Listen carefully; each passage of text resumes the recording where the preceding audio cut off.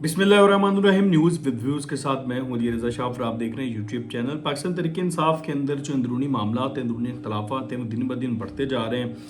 जो उनके आपस के खलफशार हैं वो इस नहज पर पहुंच गए। अब तो बात इमरान खान साहब की बहन तक पहुंच के उनके घर तक पहुंच गई है और गैर मामूली ऑर्डर जेल से जारी हुए हैं और वो बंदा भी पकड़ा गया है, बल्कि बड़ा ही वेल नोन वकील है पाकिस्तान तहरीक इंसाफ का, जो कि जाली खत पर इमरान खान के नाम पर जो है वो इमरान खान की तरफ से खत लेकर के टिकटें बेचता हुआ पकड़ा गया। पाकिस्तान तहरीक इंसाफ ने खुद पकड़ा है और ऑफिशियली पकड़ा है उसको। ये बहुत सी खबरें हैं, उन सबको एक से वन बाय वन करके हम डिस्कस करेंगे आज। तो सबसे पहले हम लतीफ़ खोसा को ले लेते हैं। लतीफ़ खोसा की जो है वो कोर कमेटी का इजलास हुआ पाकिस्तान तहरीक इंसाफ का। तो कल इजलास आज हुआ, लेकिन कल जो है ना इमरान खान साहब का केस लगा हुआ था इस्लामाबाद हाई कोर्ट में 190 मिलियन पाउंड का जमानत का केस है। पहले इनका केस जो है वो इनके वकला की वजह से जो है वो बड़ी ताख़ीर से लगते हैं। तो वो ज़मानत का केस था, लतीफ़ खोसा ने वहाँ पर पेश होना था। जज साहब chief justice Islamabad high court bar बार जो है वो समन कर रहे हैं, जो वकील साहब कहाँ हैं, वकील साहब कहाँ हैं। पता चला वकील साहब हैं ही नहीं। वकील साहब तो अडेला जेल गए हैं इमरान खान साहब से मिलने के लिए, क्योंकि वहाँ पर चकाचूंद है, मीडिया सारा वहाँ पर लगा हुआ है। उस मुलाकात के बाद प्रोजेक्शन मिलती है, तो खोसा साहब वहाँ पर थे और उस वक्त भी पाकिस्तान तहरीक इंसाफ के सोशल मीडिया ने बहुत ज़्यादा जो है बुरा भला कहा था लतीफ़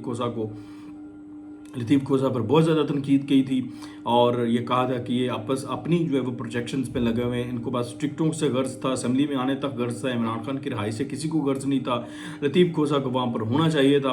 बहरहाल आज जब कोर कमेटी का इजलास हुआ तो लतीफ़ खोसा से पूछा गया कि भैया आप तो ज़मानत के केस में आपने पेश होना था इमरान खान के, और आप पेश नहीं हुए, आपकी वजह से वो जो पेशी अब 2 अप्रैल तक चली गई है, तो आपकी वजह से ये सब कुछ हुआ है, आप इसका जवाब दें।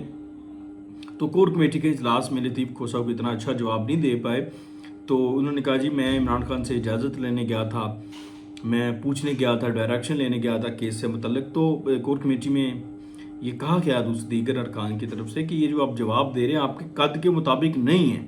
आप इस्लामाबाद हाई कोर्ट में दरख्वास्त भी दायर करके जा सकते थे कि मुझे हाज़िरी जो आज एक जो है वो मैं हाज़िर नहीं हो सकता, तो मुझे जो है वो हाज़िरी से इस्तिस्ना दिया जाए, लेकिन आपने नहीं ये दरख्वास्त दायर की और उससे जज साहब नाराज़ हुए। इमरान खान साहब का केस ख़राब होगा। जब जज नाराज़ हुआ तो उनको ये कहा गया कि आपके कद के मुताबिक ये जवाब नहीं। अब उनका जो कद है वो जो एक जिसामत की बात मैं नहीं कर रहा, उनको ये कहा गया कि आपका जो सियासी कद है उसके मुताबिक ये जवाब नहीं, आपका जो एक बतौर कानूनदान जो एक कद है आपका, ये उसके मुताबिक जवाब नहीं, ये उनको जवाब दिया गया। तो एक तो ये वो फटे आपस में। अच्छा, इससे ज़्यादा इंटरेस्टिंग जो सूरत हाल हुई ना वो ये हुई कि आपको याद है मैंने जो दोपहर का वीलॉग था उसमें एक बात आपको बताई थी, मामला उठाया था कि अफजल डांडला जो लिया से जिनको टिकट दिया गया, जिसके ऊपर पाकिस्तान तहरीक इंसाफ में बहुत ज़्यादा में गुस्सा पाया गया। पाकिस्तान तहरीक इंसाफ के जो वर्कर्स से, सोशल मीडिया के स्टॉलवर्ड से उन्होंने गालियाँ भी निकालनी और हर बंदे को उन्होंने जो हमाद अजहर से लेके सबको पकड़ के उन्होंने रोल दिया। उन्होंने कहा जी आपने ऐसे बंदे को टिकट दे दिया जो तहरीक एतमाद के दौरान ये कहता हुआ पाया गया था कि अगर इमरान खान मुझसे माफ़ी मांगेगा तो मैं वापस आऊँगा, तो आपने उसको टिकट दे दिया। तो पाकिस्तान तहरीक इंसाफ के लोगों ने ये कहना शुरू कर दिया कि नहीं नहीं वो तो इमरान खान ने कहा था, और फिर वो ख़त भी एक ले आए सामने कि इमरान खान साहब ने ख़त लिख के कहा था कि इसको टिकट दे दो, इसकी माफ़ी मैंने कबूल कर ली है।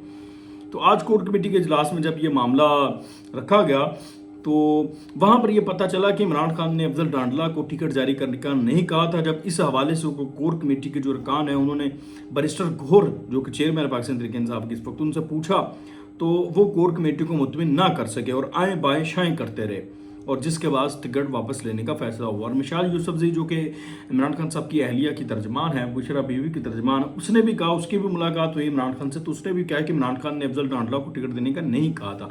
तो इसका मतलब है बैरिस्टर गौहर ने खुद से खत लिखा, प्रिटेंड तो यही किया गया, और पाकिस्तान तहरीक इंसाफ के जो वर्कर है, पाकिस्तान तहरीक इंसाफ का जो सोशल मीडिया है वो भी यही कह रहा है कि ये खत फिर खुद से खुद साख्ता खत हो गया ना, कि खुद आप खत लिख के जो है वो चले गए उधर, और जाली खात था, और वो जाली खात लिख के तो पाकिस्तान तहरीक इंसाफ के अपने ही लोग ये कह रहे हैं कि टिकटें बेची गई हैं।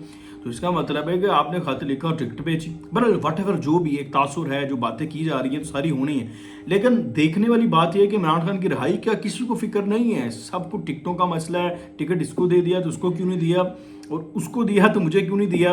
اور یہ سارا ماجرا آپ دیکھیں نا, عمران خان کو سارے نوچ رہے ہیں. جس طرح سے عمران خان کرتا ہے, استعمال کرتا رہا سب کو ساری زندگی, دوسری طرح سے عمران خان کو بھی جو ہے نا وہ چورانو مور پہ گئے نے. تو بہرحال یہ ایک سلسلہ ہوا. اس کے علاوہ آج عمران خان صاحب نے پہلے سٹوری سب سے پہلے اس چینل پر سوشل میڈیا ٹاک شو پر ہی ہم آپ کو دے چکے ہیں. آپ پرویز سندھیلا صاحب کا ویلاگ سن چکے ہیں, سن سکتے ہیں بہت پہلے, 2 ہفتے پہلے تقریباً, کہ عمران خان علیمہ خان سے بہت ناراض ہے اور علیمہ خان کو پارٹی کے امور سے دور رہنے کا کہا. آج باضابطہ عمران خان نے پھر خط لکھا ہے کہ علیمہ خان کو پارٹی کے جو امور ہیں ان سے دور رکھا جائے, اور کور کمیٹی کے اجلاس میں عمران خان کا وہ خط پڑھ کر سنایا گیا اور بتایا گیا کہ علیمہ خان کو پارٹی کے امور سے دور رکھا جائے گا. یہ مداخلت کی شکایت حماد اظہر نے بھی لگائی تھی, اور بشرا بی بی کی طرف سے بھی کنسرنز ہیں کہ علیمہ خان پارٹی کے جو معاملات ہیں, پارٹی کے جو امور ہیں ان کو ڈسٹرب کرتی ہیں. اور مبینہ طور پر یہ بھی الزامات تھے, کچھ ٹکٹوں کی خرد برد اور آگے پیچھے کرنے کا بھی معاملہ تھا, ٹکٹوں کے اوپر کچھ شاید پیسوں کا بھی. بہرحال اس طرح کی کافی چیزیں تھیں. تو علیمہ خان کو بیسیکلی جو اس میں جو ہے نا وہ فیملی پولیٹکس ہوئی ہیں, یہ اس میں بشرا بی بی کا انفلوئنس جو ہے وہ کام کیا ہے, اور بشرا بی بی کا گروپ ہے حماد اظہر اور باقی کچھ لوگوں کا, تو وہ اس بشرا بی بی کی وجہ سے علیمہ خان کو جو ہے وہ سائڈ لائن کر دیا گیا. آپ اندازہ کریں کہ خون کتنا سفید ہوا. دیکھیں ہم ہمیشہ سنتے رہے کہ عمران خان کی بہنوں نے عمران خان کا گھر نہیں بچنے دیا, یہ خراب کرتی رہی ہیں. جمائمہ ہو گئی, ریحام خان ہو گئی, جس سے بھی اس نے شادی کی. لیکن اس دفعہ یہ ہوا کہ جو بشرا بی بی ہیں انہوں نے بہنوں کو جو ہے وہ سائڈ لائن کر دیا ہے. تو بٹ ٹیکنیکلی تو پھر ان کو ان کے لیول کی جو ہے وہ ٹکری ہے. بہرحال یہ فیملی میٹر ہے ان کا, لیکن یہ پولیٹیکل ہو گیا ہے تو اس لیے اس پہ بات کرنی پڑ رہی ہے. تو اس لیے میں نے کچھ جو چیزیں رپورٹ ہوئی ہیں تو وہ میں نے آپ کے سامنے رکھی ہیں, اور ایسا ہوا ہے آج باقاعدہ ہوا ہے کور کمیٹی کے اجلاس میں کہ علیمہ خان کو سائڈ لائن کر دیا گیا. تو آپ دیکھیں کہ جس پارٹی میں ان کے اپنے معاملے اس نہج پر پہنچ چکے ہیں, وہ جو ہے وہ کوئی ٹکٹوں پہ لڑ رہا ہے, کوئی پیسوں پہ لڑ رہا ہے, کوئی خط پہ لڑ رہا ہے, تو وہ انہوں نے جو ہے وہ جو گورنمنٹ ہے ان کو کیا ٹف ٹائم دینا ہے. ٹھیک ہے, تو شاید یہی انجام ہونا تھا. تو دیگر بھی کچھ خبریں ہیں ان کو بھی ڈسکس کر لیتے ہیں. اب علی مین گنڈا پور جو ہیں وہ وزارت اعلیٰ چلا رہے ہیں. شروع میں انہوں نے کافی دھمکیاں شمکیاں دیں, اور دھمکیاں شمکیاں دینے کے علاوہ انہوں نے وزیر اعظم کا بھی استقبال نہیں کیا. تو ان سے ان کی وزیر اعظم اور صدر کی تقریب حلبرداری میں بھی نہیں آئے تھے. تو بڑا سخت جیسچر دیا تھا علی مین گنڈا پور نے. اس کے بعد آہستہ آہستہ ان کا رویہ محتاط ہونے لگ گیا. انہیں پتہ چلا کہ نہیں, ایسے امور نہیں چلتے گورنمنٹس کا. جب آپ گورنمنٹ میں آتے ہیں تو آپ کو پھر, کیونکہ صوبہ جو ہوتا ہے وہ وفاق کی اکائی ہوتا ہے, تو اس کو اسی کے تحت جو ہے وہ کام کرنا پڑتا ہے اور کام کرنا چاہیے بھی. تو علی مین گنڈا پور شہباز شریف سے ملے, اور پھر اس کے علاوہ محسن نقوی سے وہ انہوں نے کل جو ہے وہ ان کا بڑا پرتپاک استقبال کیا. ان سے جو ہے وہ جپی شپی بھی ڈالی, تو اس کے اوپر بھی کافی ان کو گالیاں پاکستان تحریک انصاف کے لوگوں کی طرف سے پڑی تھی. تو آج اس تمام سینیریو کے بعد اسد کیسر جو کہ اپنے بھائی کو اسپیکر بنوانا چاہتے تھے لیکن وہ نہیں بن پائے, ڈیفینیٹلی علی مین گنڈا پور نے نہیں بننے دیا ہوگا, تو انہوں نے آج علی مین گنڈا پور کو کہا کہ وہ وفاق سے تعاون ختم کر دیں, تعاون ہی نہ کریں. اب مجھے بتائیں یہ کتنا بڑا, آپ بغاوت کی بات کریں نا, پھر تو آپ کہہ رہے ہیں ایک صوبہ وفاق سے جو ہے وہ بغاوت کر دے, تو بغاوت کر دے تو پھر اس کے بعد تو وفاق کا تو پھر رستہ کھل جائے گا, وہ گورنر راج لگا دیں گے آپ کے پاس. آپ کیا کر لیں گے پھر؟ اس کا مطلب لڑوانا چاہتے ہیں اور صوبے کی جو ہے وہ جنگ کروانا چاہتے ہیں وفاق سے. تو ایسے تو نہیں ہوتا. لیکن اگر آپ اسد کیسر کو دیکھیں تو یہ جو اس وقت بغاوتی مشورے دے رہے ہیں علی مین گنڈا پور کو, خود یہ اتنے بہادر ہیں. عمران خان نے خود یہ بات بتائی ہے, اپنے انٹرویوز میں بتائی ہے, اور یہ ہوا بھی تھا. اسی طرح سے رپورٹ بھی ہوں اس وقت تحریک اعتماد کے دوران ایک ایک چیز لمحہ بہ لمحہ میں جو ہے وہ مانیٹرنگ روم میں بیٹھے تھے ہم, نیوز رومز میں, تو ہم مانیٹر کر رہے تھے. اسد کیسر کو عمران خان نے کہا کہ آپ جو ہے وہ تحریک اعتماد کے دوران جو ہے نا وہ اجلاس چیئر کریں گے اور وہ تحریک کو ریجیکٹ کر دیں گے. تو اسد کیسر ڈر گیا. اس نے عمران خان کو ڈرا ہوا گیا عمران خان کے پاس, اور اس کو کہا کہ وہ تو کہتے ہیں آرٹیکل 6 لگا دیں گے, غداری کے مقدمے میں اندر کر دیں گے, پھانسی بھی لٹکا دیں گے. وہ بڑا ڈرا ہوا سہما ہوا عمران خان کو رپورٹ کرتا رہا ہے یہ چیزیں ساری. تو پھر اس کے بعد جو ہے وہ بزدلی کا یہ عالم تھا اسد کیسر کا. تو پھر اس کے بعد قاسم سوری کو وہ جو ہے وہ عمران خان نے کہا, تو قاسم سوری نے وہ جو اجلاس تھا تحریک اعتماد والا وہ چیئر کیا قاسم سوری نے, اور پھر اس نے وہ تحریک جو ہے ریجیکٹ کی. تو آپ خود آپ کی طبیعت جو ہے وہ اتنی بزدلانہ ہے, اور وہ آپ دوسرے بندے کو کہہ رہے کہ آپ بغاوت کر دو وفاق سے, اور ایک صوبے کو آپ وفاق سے لڑوانا چاہتے ہو جو کہ صوبہ وفاق کی اکائی ہے. بہرحال یہ ان کا ہے سلسلہ. اور دوسری طرف یہ جو ہے وکلا تحریک چلانے کی بات کریں, نعیم پنجوتا نے کہا جی ہم وکلا تحریک چلانے لگے ہیں اور سوموار سے جو ہے ہم یہ سلسلہ شروع کریں گے. تو اس سے متعلق جب ان کے سینیٹر حامد خان صاحب جو بھی منتخب ہوئے ہیں اور بڑے سینئر لوگ آدمی ہیں پاکستان تحریک انصاف کے، حامد خان صاحب وکیل ہیں اور عمران خان صاحب کے بڑے قریبی ہیں اور بڑے پرانے دوست بھی ہیں. تو حامد خان سے پوچھا گیا کہ نیم پنجوتا کہہ رہے ہیں ہم وکلا تحریک شروع کر رہے ہیں.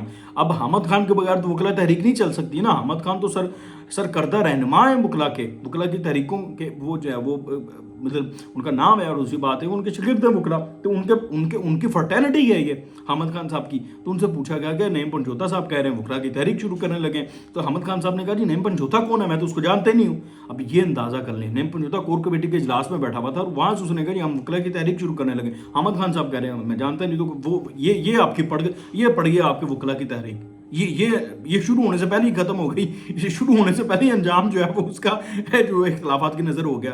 تو یہ اس وقت جو ہے وہ سلسلہ ہے جو پاکستان تحریک انصاف کے اندر اختلافات کا چل رہا ہے. ان کی ایک بات دوسرے بندے کی بات سے ملتی ہی نہیں ہے. تو ان باقی جو معاملات ہیں ان کو کیسے لے کے چلنا ہے. اور آخر میں آپ کو یہ خبر دینی ہے کہ میاں نواز شریف صاحب جو ہے نا محسن نقوی صاحب کی اپوائنٹمنٹ سے خوش نہیں ہیں. ان کو یہ لگتا ہے کہ محسن نقوی صاحب چونکہ وزارت داخلہ جو ہوتی ہے نا بہت بڑا جو آپریشنل آپ کے معاملات ہیں باقی بہت سے معاملات میں وزارت داخلہ کا بڑا کردار ہوتا ہے. تو نواز شریف صاحب کو یہ لگتا ہے کہ محسن نقوی صاحب کے جو فیصلے ہوں گے وہ شہباز شریف صاحب کو اعتماد میں لیے بغیر ہوں گے اور ان کا جو پھر بیکیج ہے بعد میں جو لائبلٹیز ہیں وہ تو ساری نون لیگ کو اٹھانی پڑیں گی، وہ ہمارے اوپر پڑیں گی، ہماری گورنمنٹ کے اوپر پڑیں گی. تو محسن نقوی صاحب تو سائڈ پہ ہو جائیں گے. تو ان کو اعتماد میں نہیں لیا جائے گا شہباز شریف صاحب کو.